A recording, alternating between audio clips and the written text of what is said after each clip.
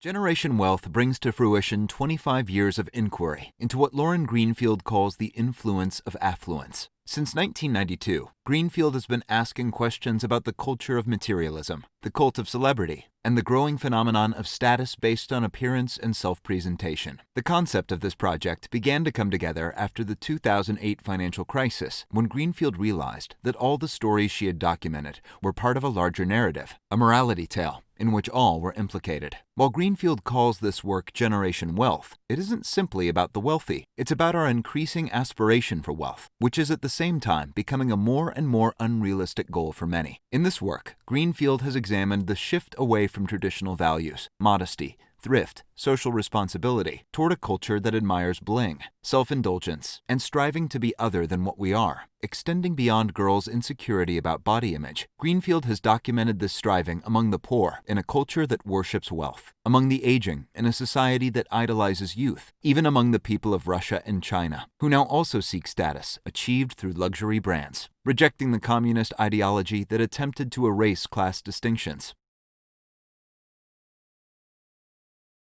The idea that materialism dominates and shapes contemporary culture lies at the center of Lauren Greenfield's documentary Expression. Her first major project examines her native Los Angeles and how growing up here, in the shadow of Hollywood, breeds the formation of an identity based on image. Hyped youth and consumer cultures combine and define a value system based on the ideals of wealth, fame, and sexual attractiveness. Status symbols are learned early and conveyed across class as the city's children come of age. As branded commercial interests seduce customers from cradle to grave, they also extend their reach to growing global markets. With a title that nods to artist Barbara Kruger's work, I Shop, Therefore I Am, Greenfield's own work reveals how strongly people believe that the accumulation of corporate products can construct self.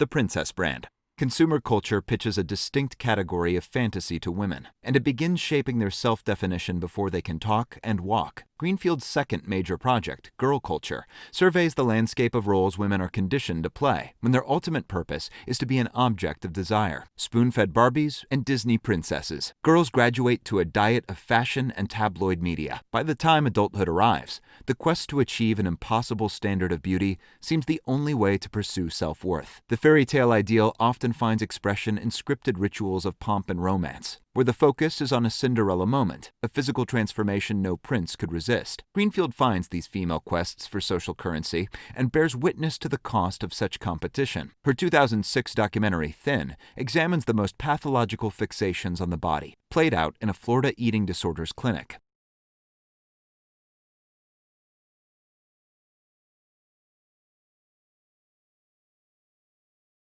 The cult of celebrity. For Lauren Greenfield, celebrities are the face of consumer society's holy grail, a life not only of limitless material possibility, but also of maximum public exposure. Celebrities are themselves a commodity to buy and emulate, and tales of their lives, true or not, are both opiate and obsession for hundreds of millions worldwide. Greenfield reminds us of the latest, most extreme iteration of celebrity, being famous for being famous. Accomplishment can be irrelevant when fame begins with a sex tape or a talent agent's well-played hand. She interrogates how stars are made by birthright, in production, and through publicity, and how they are packaged and sold. The celebrity product is strategically aimed at those who seek meaning in the looks and lifestyles of the famous.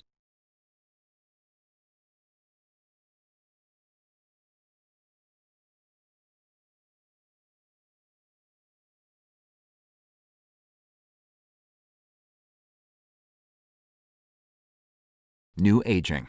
While Greenfield's early work observes children pressured by an adrenaline-fueled culture to grow up fast, she also takes note of their parents, who respond to similar messages that urge them to stay young forever. Medical science falls into step, and a $200 billion global market in anti-aging goods and services thrives on feeding the desire to sustain youthful appearance, vitality, and fertility, and cater to a dream of immortality. In this scenario, generations meet in the middle, where they find traditional roles confused and life experience distorted. Lauren Greenfield observes this artificial recalibration of aging in unsettling detail, choosing individual subjects who respond to its pressures in revealing ways, whether through plastic surgery, fertility treatments, fitness regimes, or simply a refusal to accept growing old.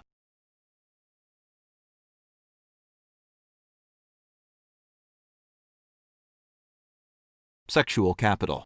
Sex sells is an age-old marketing formula, and in today's supercharged consumer culture, the sexuality of women is a huge and bankable profit center. Women are taught to manage their bodies as assets. Greenfield tracks how once potent seductresses, from showgirls and burlesque strippers, seem quaint even compared to popular entertainers in today's raunchy status quo. Now, the currency of sexualized dress and performance is understood by any teen with an Instagram account, and office workers and suburban moms, bikini-waxed and spandex-clad, take pole dancing classes as a boost to self-esteem. In this environment, where women's opportunities for sex are widespread and well-paid, it has become an appealing option for those seeking financial independence and security. With money as the key metric of class, exploiting one's own sexual capital can feel like empowerment. Still, many see peddling their own value as an object as a tempting ticket to the new American dream.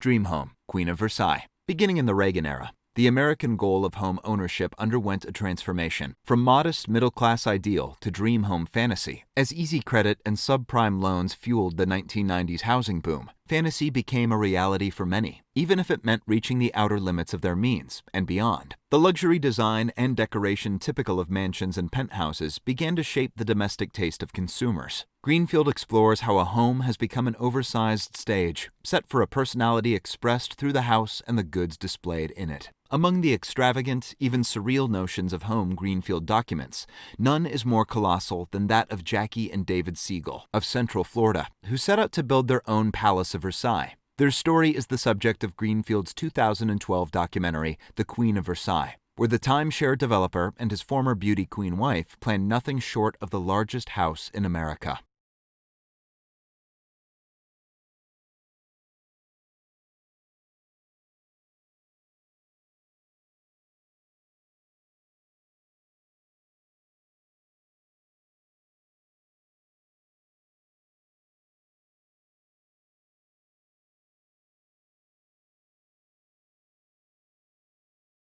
Early work. As a student and budding professional, Lauren Greenfield combined her study of visual anthropology and documentary photography and film with a profound curiosity about changing socioeconomic pressures and their influence on identity. A key early project was a study of waning French aristocratic society, a world she first entered as a high school student living with a family of noble origins. There, she saw the survival of upper-class values and tradition long after fortunes were lost. The young Greenfield further explored traditional cultures, from Irish itinerants to Mexico's Highland Maya, alert to their contrasts to the new wealth and materialism typical of her hometown of Los Angeles. The old money codes of the East Coast were also a potent influence on Greenfield during her formative years at Harvard, and spent time as a National Geographic intern in Washington, D.C., where she photographed both poverty and privilege. Make it rain. As the first American gambling capital, built on trafficking in illusion and exploiting our appetite for vice, Las Vegas embodies generation wealth without apology. Part amusement park of counterfeit culture, part adult playground, Las Vegas has been a documentary subject for Lauren Greenfield since the mid-1990s. There, she examines commercially packaged hedonism in a place where fake-it-till-you-make-it fantasies play out nightly. The intoxicating, illicit Vegas getaway attracts celebrity and hourly wage worker alike.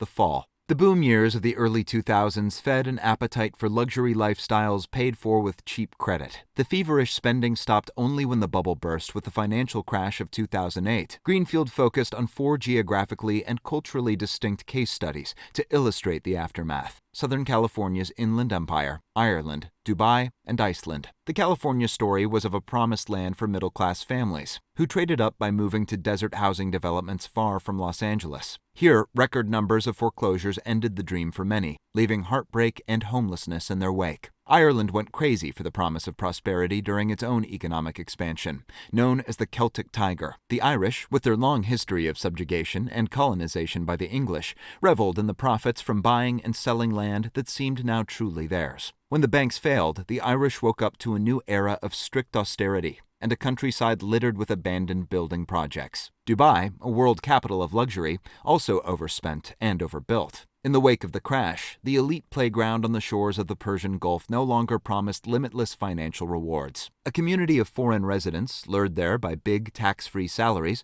and the promise of lavish living, abandoned their property and fled to avoid debtor's prison, prescribed by a harsh penal code. Iceland also fell victim to fast money and the high life when it became a global banking center. Its skilled, resilient population and small size helped effect a rare success story after its economy dramatically collapsed. Bling Dynasty and the New Oligarchy. The ideologies of the People's Republic of China and the USSR once stood in stark contrast to the American dream and its capitalist engine. Both countries rejected imperialism and class privilege in favor of enforced collectivism, but communism has now bowed to open markets and the wealth incentives they offer. Lauren Greenfield arrived in China in 2000 after paramount leader Deng Xiaoping oversaw sweeping economic reforms. They succeeded on a scale only the most populous nation could realize, raising an estimated 500 million people out of poverty and minting up to 40,000 millionaires in 2013. By contrast, Russia plunged into Wild West capitalism with the breakup of the Soviet Union in the early 1990s. During a chaotic transition, a new class of oligarchs exploited the opportunity to grab great wealth. Greenfield explores the culture of the new Moscow elite and their taste for the trappings of cosmopolitan luxury and Tsarist-era aristocracy. Severed from the traditions of the aristocracy, Russia's newly affluent are ready to buy what they cannot inherit.